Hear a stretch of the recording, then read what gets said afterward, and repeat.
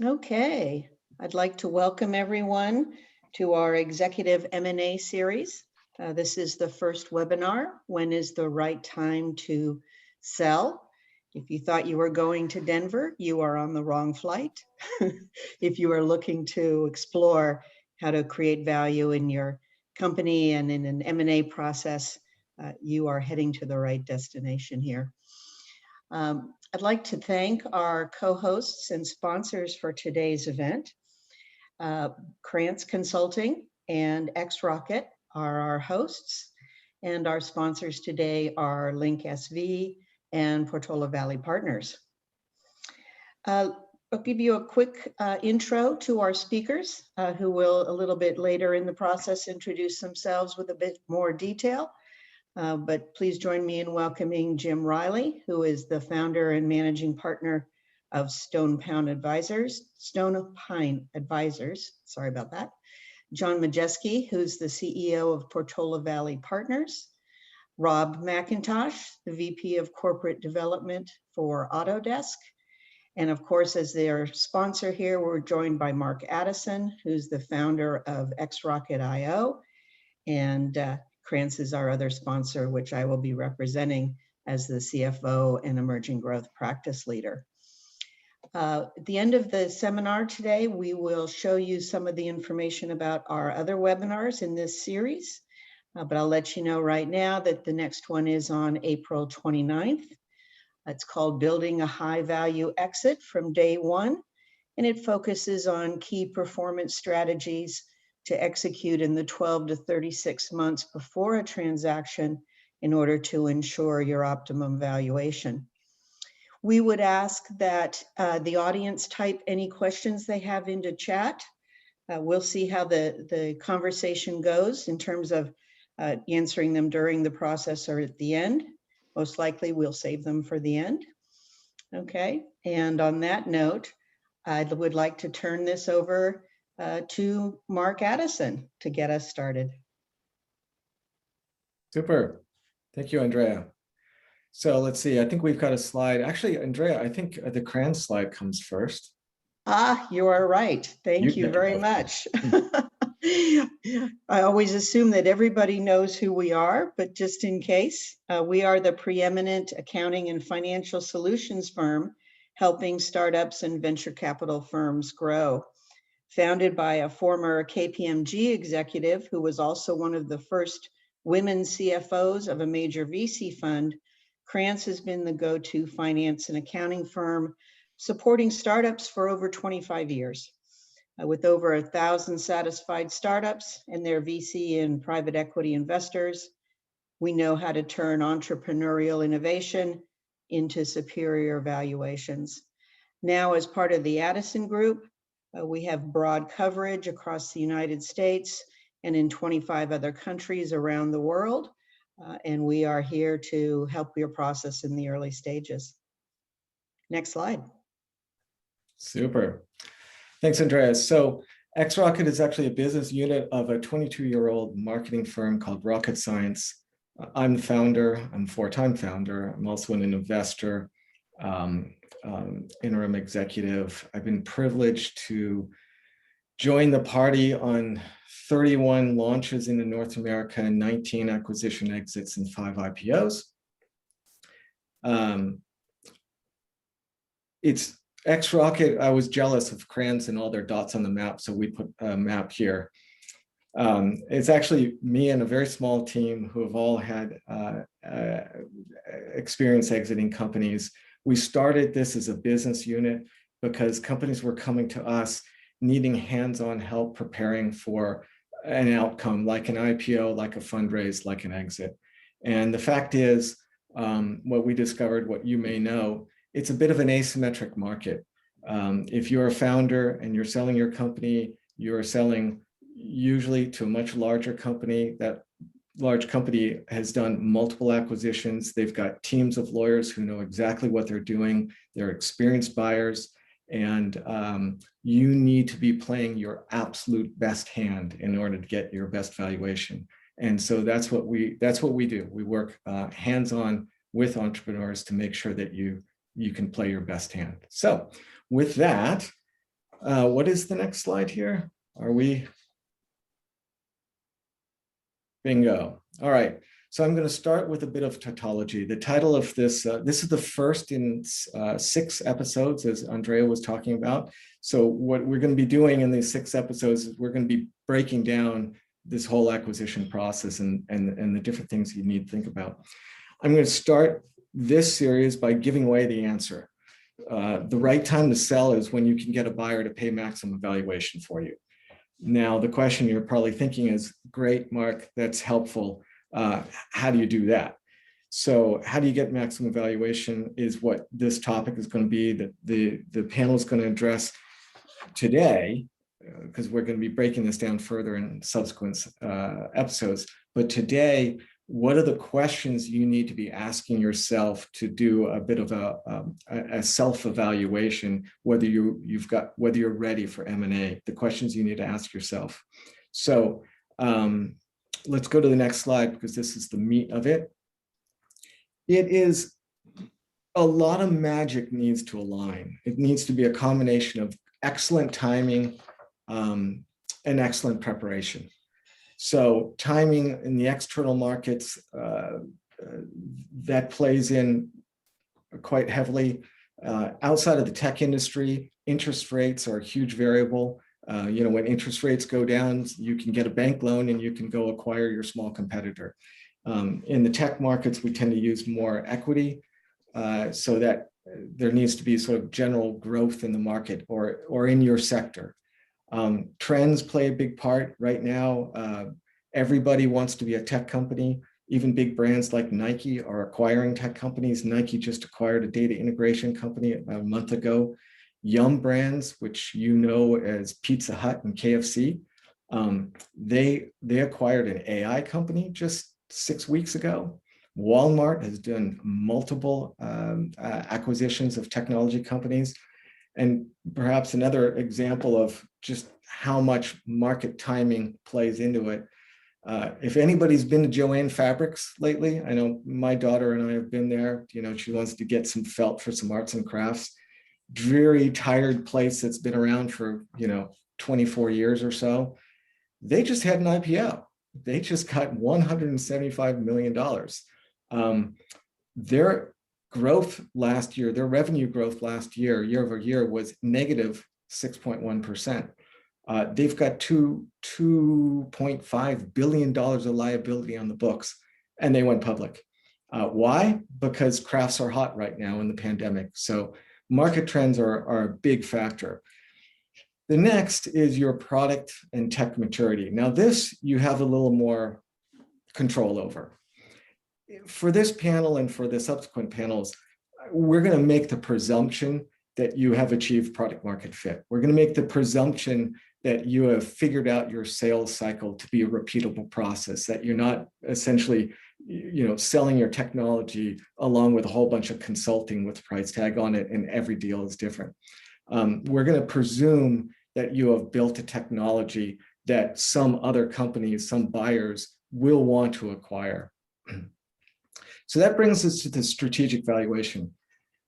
This part is sort of near and dear to me because this is most of what we do at XRocket and what we help entrepreneurs with. You need to understand, or CEOs need to understand, that if you're selling your company for some multiple of EBITDA, you're leaving money on the table. So there's financial valuation and there's strategic valuation. Strategic valuation is layered on top of financial valuation. There's a bit of an art to position your company for that strategic valuation. Part of it is being a leader in your sector. Part of it is having a strategic vision. If you develop a technology that's just sort of a small bit in a larger piece, yeah, you can get acquired, but you have to understand that your acquisition price is going to be the value of that small bit in this larger vision. Now, you could look at that and look maybe at the supply chain and look to your left and look to your right and figure out a way to merge with two partners and create a bigger entity. Now you might have bigger revenues and a bigger impact on the system. And now a buyer might look at you as a more strategic cog in the wheel. The other thing is brand contribution. This is a huge area for added value. being brand. I mean, just think of some players here. Think of Virgin America, right? Think of the value that brand brought to their acquisition. And I'm sure you can come up with a whole bunch of other examples in your own mind of where the brand of the company can shorten sales cycles. The brand of the company can offer the opportunity for premium pricing in your product. There's a lot that can be done there, because if you remember, an acquisition is, in the end of the day, a negotiation. So there's a lot of room for movement. You know, there's your range that you want to sell the company for, and there's the range the buyer wants to buy the company for. And there's a lot of negotiation room in there. Community is starting to become a big part of strategic valuation. Think about GitHub, right? Acquired for $7.5 billion. Think about LinkedIn, acquired for $26 billion. Microsoft is not the only one buying communities, although they are bidding now, I think, on buying Discord. But other companies like Stack Overflow has built a community. Reddit has built a community. If you look at the valuation on their last equity raise, clearly community is a high value add. So there's a lot that can be done around strategic valuation to improve and maximize your valuation. And then the last bucket here is networks and relationships. And this is what Rob McIntosh from Autodesk is going to talk a lot about. But you need to raise your hand and signal that you're for sale, right? You need to start to build relationships with the companies that might be your acquirers. You need to start to understand their world so that you can start to look at your operations and figure out, hey, how can we start to emulate what the buyers are going to be looking for? How can we start to de-risk the deal so that when that company wants to acquire us, it can be an easy and smooth transition? So today, next slide. It's a bit of a mix of an art and science. Today's panel is going to flesh that out. Ultimately, the answer to the question, when is it the right time to sell, is when you can achieve maximum valuation. That is an artful combination of your confidence that your ship is in order and your preparation. And as Andrea mentioned, that preparation needs to start ideally from day one, but if you missed that, don't worry, we can catch you up, but certainly months and months before the exit. So let me quickly tee up the panel for you, and we will get into the heart of it.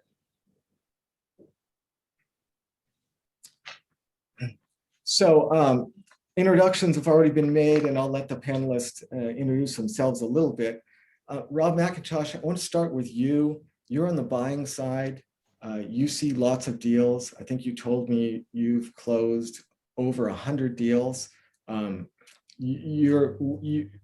We need to understand, if you're the buyer, we need to understand your world and how you look at a deal and what kind of red flags and green flags you see as deals come across your transom. So with that, I will turn it over to you.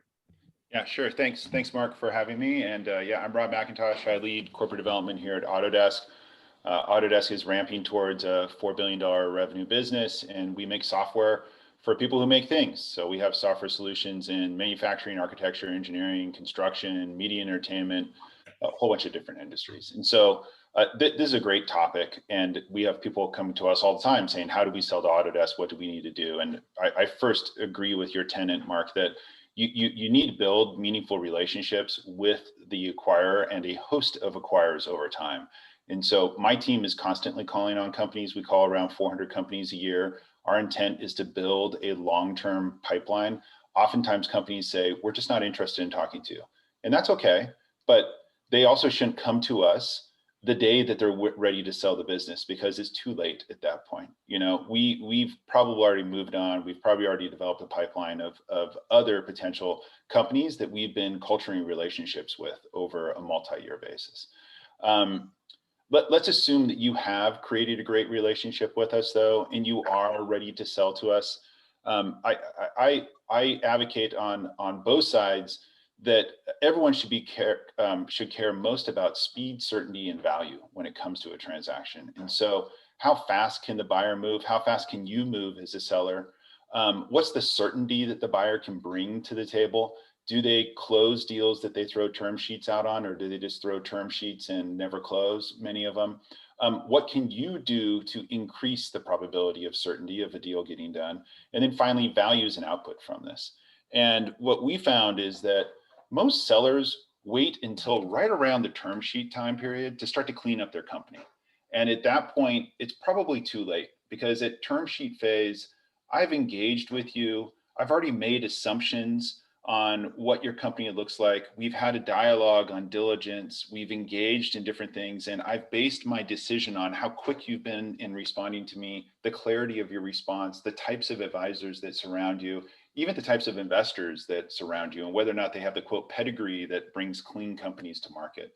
And so once you get to term sheet, it's typically too late to try to do any final cleanup of your company, because at that phase, the value is set. It's not going to get any better than what's been in the paper at that time. And so if I were to look at some of the red flags of when we look at companies either pre-term sheet or during the deal process, there's a lot of them. I mean, we've done a lot of deals, as you indicated, Mark. There's always something new that comes up. But in general, I kind of bucket these in a number of different places. One, who are your advisors? And the best red flag for us, or the worst red flag, is when you have a sister-in-law investment banker, or a father who used to be a bookkeeper who's helping you with the audit, or a neighbor who's your banker, and you may trust them and they may build trust for you, but the reality is they probably have very little experience in selling companies. And we are going to outfit our side with the best possible lawyers, accountants, and otherwise that can surround a deal. They bring years and thousands of deals of experience to their side. Arm yourself with the right advisors. If you don't have the right advisors, the deals always go longer than anticipated. There's always a bunch of conflict that exists between us and them because we're attacking their friend or their father or whoever they trust. And they soon kind of realize through the process, oh yeah, we don't have the right team. So if you're going to enter a game, make sure you bring the right weapons to the game. The other thing that we see as a red flag often is that the company hasn't identified who their chief negotiator is going to be. And we have a founder who comes to us and says, I'm willing to sell for X, or I'm willing to accept these terms. And then a VC or another co-founder thinks that they may do a better job negotiating, and they contradict the other voice. So have a singular voice of the company. It's always a red flag when we have multiple people joining a call. It's the worst type of call when a founder joins the call and they have 2 or 3 of their board members also on the call. You can immediately see that they're separated, and you need to provide a single voice and a converged view of things. The other red flag, everyone's going to talk about this, is cleanliness of IP. Every company claims to have sparkling IP, but oftentimes you find that people have not gone through an invention assignment agreement. They're a spin out of a university or another company, and they don't have all the paperwork. They have a former co-founder who's now gone on to do something else that may be semi-competitive, but they claim that it's all clean. What I'd say is, if you don't have clean IP, it will stop a deal in its tracks. And at the very worst, or the very least, it's going to ruin your deal momentum. And like I said, speed, certainty, and value matter in a deal. You are slowing down the speed, and you're creating a lack of certainty in the transaction, and a lack of momentum is a clear deal killer. And then my final point I talk about is just around financials, past and future. Have a clean financial model. I hate it when we get a single 1-year forecast with no assumptions and hard-coded numbers put in there. If you send that to me, my impression is you don't understand the metrics of your business. You have not put a thoughtful exercise into how the growth levers and what it may look like in the future. The other red flag here is when financials are provided to us and they show the business going from an 8% growth rate to 50%, and this is the year everything changes. We see through it. Again, we're going to bring amazing financial analysis to this. If you don't have a very thoughtful financial plan, we will rip it apart, and it will ruin your credibility. And again, decrease value, speed, certainty, and other factors. And then the final red flag, and you see this all the time, people put together an aggressive financial model. They tell us, oh no, this is imminently achievable, but deals take time. I'm going to engage with you. I may get to term sheet phase. Term sheet may go to sign. There may be something that, comes up during that sign sequence. It may be a quarter before the deal gets done, and companies miss their quarter all the time. And so do not miss the quarter of your negotiations. Make sure you blow that quarter out of the water. It will help propel the deal on the other side. So there's many things I could talk about, but these are some of the ones that first pop out to me, Mark. Excellent, thanks. So John Majeski, I'm going to take it over to you. You wear two hats. One is an entrepreneur, a multiple serial entrepreneur, and now as an advisor. I'm going to ask you to put on your CEO entrepreneur hat and tell us how you basically sold essentially the same company twice and what you learned between the first time and the second time. Yeah, thanks, Mark. Appreciate that. And yeah, just as as quick further introduction, other than what Mark gave. So I'm the CEO of Portola Valley Partners. We like to say that we operate at the intersection of venture capital and private equity, sort of the best of both worlds. Our model is that everyone has skin in the game and everyone wins, and our result is stronger, faster, richer exits. So it's my plug for PVP. And prior to PVP, as Mark said, I've been a serial entrepreneur. I've had successes and plenty of failures along the way as well, and was fortunate enough to have multiple exits, including some to some pretty large IT companies. Stayed on at those large IT companies doing M&A work, and really gained the perspective of not only being a founder, but what does it take to be acquired. So as far as when I was ready, it's sort of an interesting question, right? And I think sometimes it's better to be lucky than smart. And I wish that I had a magic wand and a crystal ball, because I certainly would have been able to take better control of my destiny. But beyond that, Jim Cramer, who some of you have seen on CNBC's Mad Money, has a really good saying, and that's that bulls make money, bears make money, and pigs get slaughtered. And not to be graphical, but it definitely conveys a certain point about not being too greedy and not being unrealistic about your valuation. And as an example of that, we had a very early on exit opportunity with a very large company. They came in with what we felt was a low offer, but they were able to justify it by identifying a bunch of gaps. So we really took it to heart. We declined the offer, and we really focused on plugging those gaps. And one of the things that we learned along the way was some of those gaps were easy to plug in-house, and others made sense to address via some very strategic M&A work. And that M&A work, that allowed us to not only buy technology, but also buy marquee customers, increase our customer base. We were able to buy staffing. We were able to buy market share. And then the next time an exit opportunity came about, we were ready. And we knew that we didn't want to miss an opportunity. Again, we didn't want to be greedy. And along the way, we also discovered the value, and this was mentioned earlier, in communicating and letting large companies know what we were doing. And some people have mixed feelings on this, but we weren't afraid of being copied by a large company because we understand that the path, and then I confirmed this having worked at some of those large companies, that their path to innovation is purely through acquisition. So in a sense, I guess knowing when we were ready required not only our internal view of ourselves and how good we were at doing certain things, but also we had to incorporate the market's view, even the analyst's view, the market that we're in, and then of course the market's appetite for our technology. So that was sort of the first time around. And then the second time around, of course, you get smarter, right? Hindsight is always pretty perfect. So what did we do? We focused on more acquisition readiness. Nothing necessarily different about the tech. And that's sort of a common theme in companies that we work with, right? It's never about the tech. It's sort of about the processes or the enterprise readiness, which were some of the points that Rob was just getting at. Sort of being ready and making sure that process is in place and governance is in place, right? And also avoiding the deadly mistake of build it and they will come. As a small company, the second time around, we realized that not only do we have to build it, but we really have to get up there on the pulpit and tell the world about it through every possible communication channel that there is. So getting the word out was a big part of the second go around at this. And we also focused on making that integration easy for a large company. Again, the focus on structure, finances, enterprise readiness, governance. And I think that Andrea is going to touch on that next. And, early on, what we tried to do was adopt large company practices for developing, scaling, and running the business, in realizing that most of our competitors, small companies, are often fly by the seat of your pants, and there's a lack of process. And we didn't want, we certainly weren't able to ingest or operate at the scale of a large IT company's best practices, but we were certainly able to see what those best practices are and develop, a light version of it. And that worked well for us.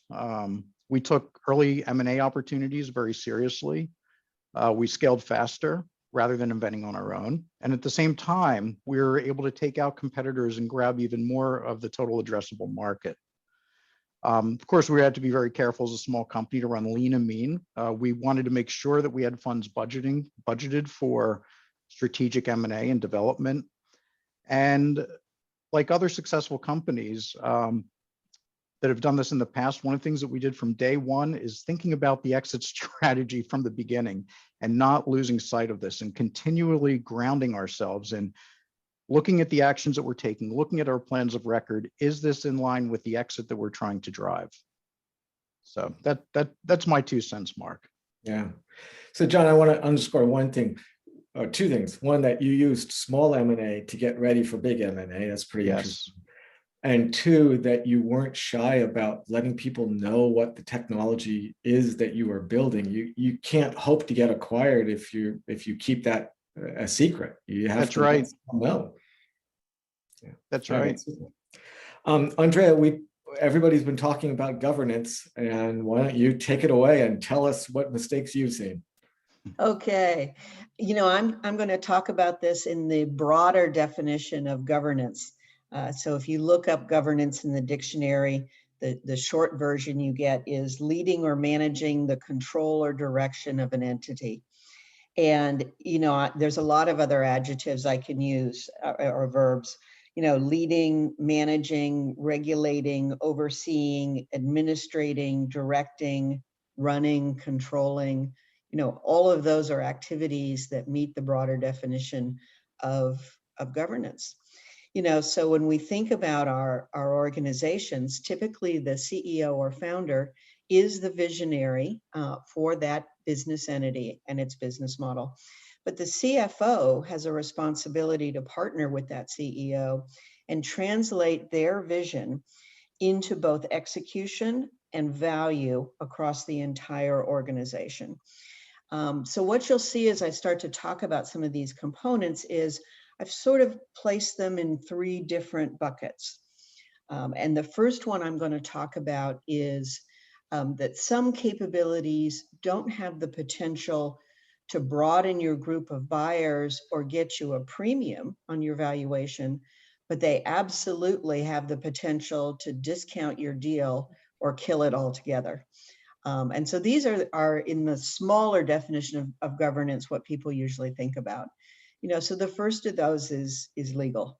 And legal, as we've mentioned earlier, includes the cleanliness, the stability, the depth, the defendability of your intellectual property. But it also includes things like your contracts, your sales contracts with customers, your vendor contracts, even things like your employment agreements. It includes, how your corporate structure has been set up, whether it's the right structure for your business model, whether it's, easy to maintain, it's accurately reported, how the equity is structured, how complex it is, what types of derivatives are still overhanging your equity, and then all of the issues that, surround around labor. So, as we talk about resources and partners, both in-house and external counsel are critical partners as this process, because if it's perfect, your deal will just move on through to the next gate. If it's not perfect, it'll slow down and you'll start to see people that are diluting your valuation to compensate for the fact that it's not in good shape legally. The next one, of course, is what you would expect from, a CFO like me, which is the accounting.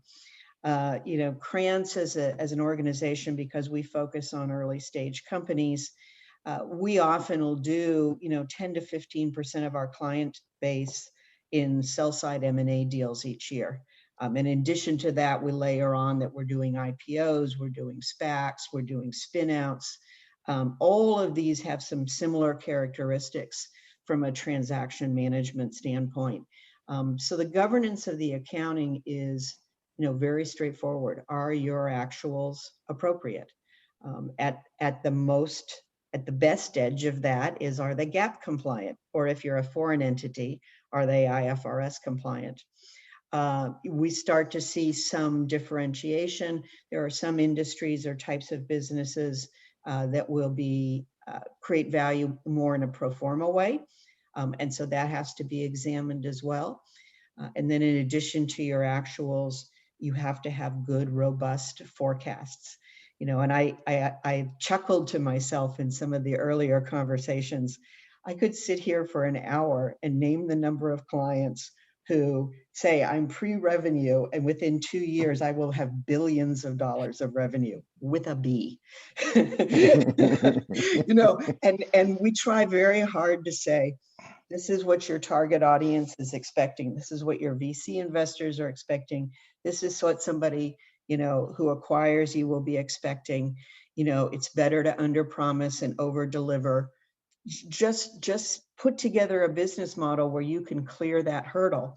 And then the ones that are open to that, we continue to work with and usually successfully get them through the transaction. But I certainly have a few in my back pocket that to this day have not listened and to this day have not done a transaction. So that reasonableness about your forecasts, that understanding of what your business model and your market is capable of, that tailoring it to the type of investor you're looking for in your deal is really, really important. And then, of course, what goes with that is metrics. As Mark had talked about, there are a lot of ways to have better valuations, and a lot of those have to do with metrics. Because mostly what happens on the accounting side or with your financials is you either get it right, in which case, again, you gate to the next item, or you get it wrong, in which case your deal slows down or goes at a discount or gets killed. Labor is also in this category. Talent is critical to a variety of business models, particularly technology. And so often when you look at the future offering, what that company or that acquisition is going to be able to contribute in the future, a lot of it is critically dependent on talent. And with that comes all the labor compliance that is part of dealing with people and the contracts we have with them. Systems play a big role. Are they compliant? Has cyber risk been adequately addressed? Do they enable the fast and efficient and scalable operation of the company? Regulatory. There are a variety of industries that have regulatory requirements around the products or the delivery of services or a variety of other areas. This group there, that's the group that you want to get right, not because they add value, but because if you get them wrong, they remove value. So in my early days in M&A, the statistics would say, if you miss on those and your deal survives, you're going to take an 18% haircut on the valuation for not having those pieces in place.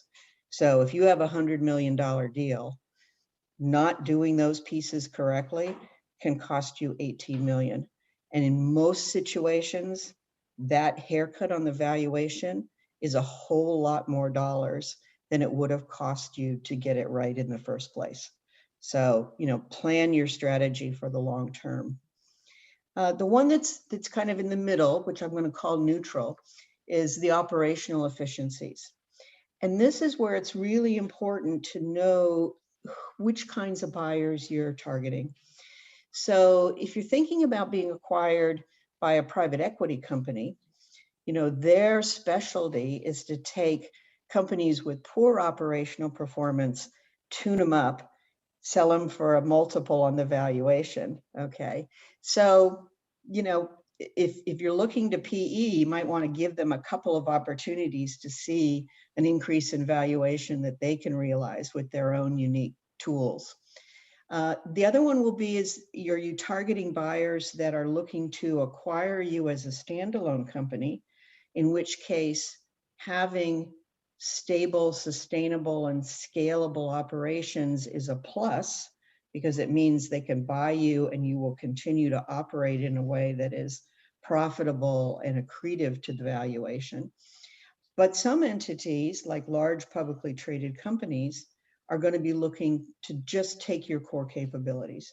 They just want your go-to-market strategy, your brand, your public relations, or they just want your product pipeline. And they're going to just eliminate all the rest of it. So knowing the difference early in the process when you're creating your M&A roadmap is really important, because if you're going for that third kind of buyer, i.e. a large public entity, you're not going to want to invest a lot of money in your operational efficiencies. If you're going for an acquirer who sees a strategic value to operating you independently, you absolutely are going to want to make that investment. And then the one that I think everybody's excited about, and we'll talk a lot more about in the next webinar, are those value proposition capabilities which have the potential to broaden your group of buyers and get you a premium in the marketplace. So when we work with a client, the first stage is that we create a roadmap together with their management, together with their investors and their board, okay, to lay out all of the different core components of their business, how those components perform relative to benchmarks, competitors, and what target buyers are looking for in terms of metrics. And then what their activities should be over the next 12 to 36 months, that if they're not already in the top 10% or top quartile for valuation, they can set a series of goals and targets to get themselves there prior to the transaction. So certainly, what falls in these categories are what I referred to earlier as your core capabilities. This is strategic market access with quantifiable performance, good track record with sustainable and supportable metrics around growth, market opportunities, competition, equity, synergies with other companies, particularly buyers. And then there's also a whole component of the roadmap, which is around product pipeline. And a key aspect on product pipeline is not only to have product that's ready to go to market or is in market, but to have developed and implemented a defined internal investment criteria where you look at product pipeline in multiple layers. And for me, it's, what kinds of features can you add relatively quickly? What is the new product plan over the next 3 years? Where are you going to change or initialize new platforms? Where do you have peripheral market opportunities that you can piggyback over, into those peripheral markets? To have the criteria for how you're going to invest your dollars in product pipeline, which type it goes into of those ones I just mentioned, and a methodology for looking at return on investment. So you have a plan to say, if I develop this feature, I expect this economic value, or if I develop this new platform, it gives me these competitive advantages, which is worth this amount of money to my valuation. So lots to absorb. CFOs have a pretty fun job when it comes to M&A. Thanks, Andrea. So a couple of the big takeaways as I was listening to you speak, it was alluded to by both Rob and John. Know your buyer, right? Because you can really start to tailor your company and your operations and your metrics and everything else by that. Know that mistakes can cost dearly, right? I guess lack of preparedness, it's not just lack of preparedness, it can cost. And then the other one is time's your enemy. I guess Rob really pointed that out on his speed, that if you're trying to make a deal happen, the longer it drags out, the worse your chances for negotiating high valuation become. So I'm going to turn it over to Jim Riley at Stone Pine Ventures. It all ends with you, Jim. You're transacting the deal. And tell us, when do you see deals? When are they ready? And what are some of the deal killers? Yeah, thanks, Mark. So as Mark introduced me early in the conversation, I'm the founder of Stone Pine Advisors. We are a boutique M&A oriented investment bank. We happen to focus primarily on software. I've been a banker for 35 years, but was a software engineer before that. So I came back to my roots when I founded Stone Pine. My particular focus is in the cybersecurity world. You'll hear a little bit of a software bias in some of the comments I'm about to make, but most of what I'm going to say applies to all M&A scenarios. Timing is important, but I think the consistent theme that we've heard here today has been, you've got to build your company with an eye on the exit. That's much more important than trying to top tick the market in terms of timing. When I look at clients that I'm about to undertake a process for, the thing that scares me the most is a company that comes to me with a couple of $1 million in revenue and says, I'd like to get bought, help me find a buyer. Companies achieve optimal value when they are bought, not sold. So you need to prep yourself from the beginning and understand who the buyers could potentially be. How do you fit into their strategy? How do your customers look at you from the perspective of who's on either side of you from a value chain standpoint? You have to figure out your ecosystem and figure out where you sit, and then you can think about what Andrea mentioned was the M&A roadmap alongside of your product roadmap. And if you're a CEO, you should be building both roadmaps simultaneously and not wait until you get to 5 or 10 or 20 or $100 million in revenue to say, oh, gee, I better be thinking about M&A now. Do it from the beginning. And it has the advantage that you gain from doing it from the beginning is you can figure out who to talk to from day one about partnerships. And as was mentioned at the beginning, the timing may not be quite right, but at least the companies are going to know who you are, and they're going to put you on their radar screen, and they're going to follow you and pay attention. And Rob made that point very clearly that they reach out and find you, but you should be reaching out and finding them as well, and making sure that they know what you're doing.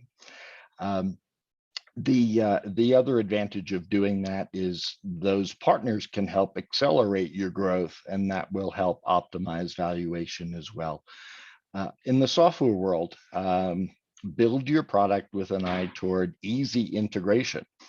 Build APIs for the folks on either side of you from an ecosystem standpoint, so that you can facilitate a rapid close and a rapid integration post-close that has tremendous value to a buyer. And while it's terrific to say, yeah, let me be bought and I can run standalone for a while, that's not the objective of the buyer, particularly not in the software world. They want to build you into their platform. So I guess the three things that I'm looking for as a banker, as a broker, or partners? How much thought have you put into that? Preparedness, and we've heard a lot about that today. And then people. On the preparedness side, again, think about this from the beginning. Build a data room, in effect. Make sure that your documents are all stored electronically and readily accessible. Make sure that you're tracking change of control provisions in your vendor contracts and in your customer contracts. You don't want any surprises halfway through the due diligence process when somebody says, oh, you mean I'm going to lose your third largest or second largest customer because of a change of control provision. We heard a lot today about IP ownership and NDAs and stock ownership. I won't reiterate those things, but they're important to pay attention to. For me, projections. Software, yes, technology is hard to project, but you should at least be thinking about what a 2 or 3 year forecast looks like, and how you're going to get there and what your product roadmap needs to look like to get there. The other thing I look for is actual GAAP financials. I've had numerous clients who have cash accounting because they're running their business to, through an LLC, and it's ending up on their personal income taxes. Please have GAAP financials, whether they're audited or reviewed by an outside firm. Makes less difference than just having done accrual-based GAAP accounting. That's really important. From a people standpoint, by people I mean advisors. Build, before the inbound inquiry about being acquired, build advisor relationships, build an advisory board. They can help you think through customer pain points as well as the broader ecosystem. They probably have your heads down trying to run the business and sell customers. They're thinking about where you fit in the broader ecosystem, and they can help you think effectively about that. And they can help you gain access to customers and partners. I'm sure Rob doesn't answer every inbound call he gets from companies thinking they can sell themselves to Autodesk. But if that connection comes from somebody he's familiar with, or that makes it easier. Before the inbound, engage XRocket, engage Kranz.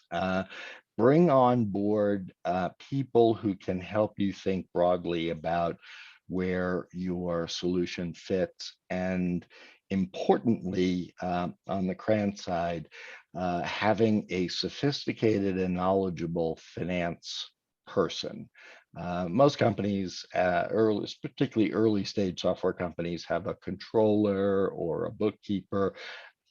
As you get to the point where you're going to get acquired by somebody like Autodesk, you really do need to have sophisticated financial systems in place, and a model that works, and a model that has inputs that the buyer can look at and review and understand.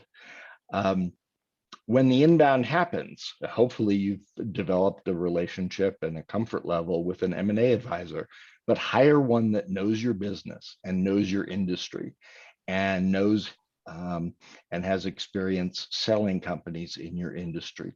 Not just the friends and family that Rob had referred to earlier, but there are lots of folks who, hey, I've sold SaaS companies. That's terrific. Well, a SaaS company, it depends on your vertical. Healthcare SaaS companies are different than cybersecurity SaaS companies. Got to get people who actually understand your business. And then make sure that you're in a position with your advisors and investors that you're prepared to support your valuation expectations. I'm sure Rob has had many experiences where somebody with 5 million in revenue says they want $100 million in valuation because XYZ, maybe I heard a rumor that they got that. You need to be prepared with facts and data to be able to work with the folks on the other side who are very sophisticated, knowledgeable, and have a lot more information than you probably do. And the other point on the people side is make sure that your advisors, particularly your M&A advisor, knows the good, the bad, and the ugly. There can't be surprises. You have to figure out if there is an ugly or a bad or a potential customer that's going to go away, address it up front. The worst thing that you can have is a surprise in the middle of a transaction. That I can't emphasize that one enough in terms of, how do you maximize value? Well, you certainly minimize it by having something blow up in the middle. And then finally, on the people side, on the advisor side, talk to multiple parties. If somebody knocks on your door and says they want to buy you, that's terrific. You hopefully, if you've done your M&A roadmap and you understand your ecosystem, you can quickly go tap the market and see what they're telling you. And it's not so much to drive an auction, although that's ideal in many cases. It's just to have a couple of data points around valuation. And frankly, a little bit of competition always helps valuation, right, Rob? So if a buyer knows there are other folks out there, they're going to be a little less rigorous or a little bit more generous. In terms of value killers, obviously everything we've talked about here today, disorganization, mixed messages, lack of financials. But to me, the biggest one is misunderstanding the pitch that you're making to a buyer is very different than the pitch that you make to your customers. So you have to think through where you fit in that ecosystem and where the value is, what the pain point is to the buyer and why they're coming to talk to you. And that is going to be different than your pitch to your customers. So taking your regular sales slide deck and flipping that around and saying, hey, here's who we are. Well, it may work for the first 30 minutes of a first call, but you have to get into and articulate, why you think you're a good fit with the buyer. And misunderstanding that and not doing that is perhaps one of the biggest value killers, beyond actually having something blow up in the middle of a deal. Yeah, that's pretty interesting. So many people are accustomed to selling products to prospects, and then switching and putting the other hat on is kind of difficult. Want to underscore something else that you talked about, advisors. I think a lot of companies, that comes early on in the cycle, and they build up kind of like a masthead of advisors for credibility. And then maybe they don't really even engage those advisors as much as they could or should throughout the life cycle. And then I guess there's a different set of advisors that you want when it comes time to exiting, because those are the relationships and the entrees. So we've got a couple questions that Christina's going to offer to the panel, but before, as she's getting those ready, if the panel wants to comment on each other, take it away while Christina pulls together a couple questions. Okay, so here's a question in the chat. Would love your thoughts on how SPACs may be getting in the way of, or perhaps ignoring, solid deal prep and thorough valuation work. Anybody want to take that? SPACs are a hot topic and certainly an interesting one. I know when I first started to look into them, and I thought, oh great, this is a venture capital model that gets to tap the public equity markets, but they're really not. And structurally they don't. But most of the data would say they don't go any faster. They aren't necessarily any easier. You still are going to have to do public company reporting, after the transaction, and you may be surprised at where the capital and the debt goes. Yeah, quick comment that I'll add to that as well. Very, very interestingly, 100 years ago, as part of a technology company that went public in the early 90s as a SPAC, And that was back when it was really tough to take a technology company public because it was before the dot-com boom and then bust and everything else. But it was sort of the appropriate use for it. I think that, that SPACs have really been sort of misused and, if not abused lately. I think it's an interesting vehicle for, legitimate use or for the right use, but boy, there's a lot of garbage out there right now. Yeah, I would agree with that. I think that there are lots of, there's an awful lot of money looking to be invested, and people are backing SPAC managements that really don't have much expertise in the areas that they're then buying companies in. And they generally exit the scene pretty quickly, leaving the now public company to deal with the mess. So if you're going to sell to a SPAC, make sure they understand what you do, and and that they are actually doing an appropriate amount of due diligence. The last thing, I was chairman of a small public company for a long time, and the last thing you want to be is a lower mid-cap public company with no research following, and 15% of your stock trading publicly, it's illiquid, wild swings in valuation. It's just not a good place to be. So hedge funds targeting you for short sales, illiquidity, highly retail. We can keep going. Yes, exactly. And it's just not a pretty place to be. So,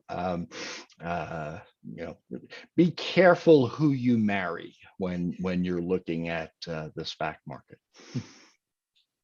Okay, thank you. And we just have a minute left, so I'd like to wrap.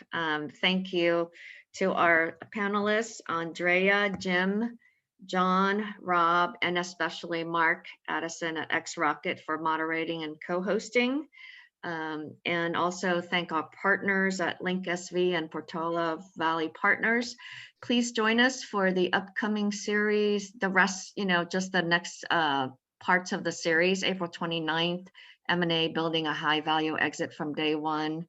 And then we'll continue this all the way through the end of August. So thanks all for coming, and we'll follow with everyone's contact info and an email. So if you have any questions, thank you. Have a good day. Thanks, everybody. Thank you. Thank you.